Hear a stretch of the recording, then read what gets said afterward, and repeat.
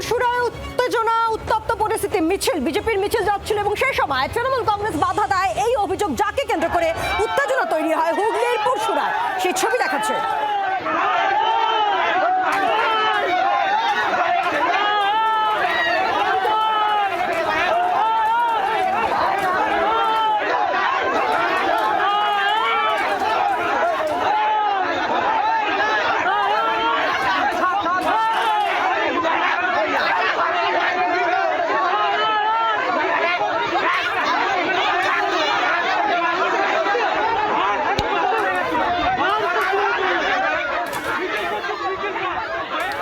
কথা বলবো, দিব্যেন্দু রয়েছেন টেলিফোনের প্রতিনিধি। দিব্যেন্দু, কি হয়েছিল কি?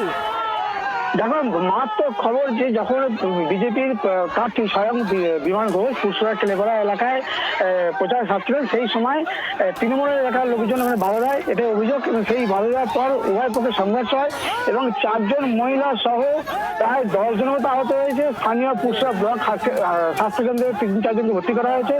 ব্যাপক উত্তপ্ত হয় এবং কেন্দ্রীয় বাহিনী সকলকে এলাকা থেকে তাড়িয়ে দেয়। উভয় পক্ষের অভিযোগ যে বিজেপি সুষ্ঠুভাবে, অর্থাৎ বিজেপির যে প্রার্থী বিমান ঘোষ তিনি বলেন যে এলাকার সুষ্ঠুভাবে তারা প্রচার চালাচ্ছেন। সেখানে এলাকার যে উপপ্রধান শ্রীকান্ত মালিক, তার নেতৃত্বে গ্রামবাসীরা এসে তাদের উপর হামলা চালায়। 2 জন মহিলাকে ফেলে মারধর করে তাদের পোশাক পরিচয় ছিঁড়ে ফেলে দেওয়া হয়।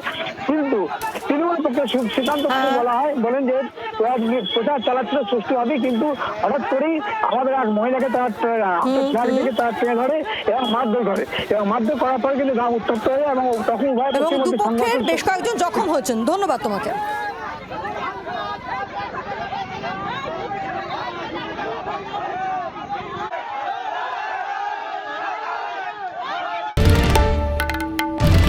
বাংলার আওয়াজ, বাঙালির আবেগ, জি 24 ঘন্টা।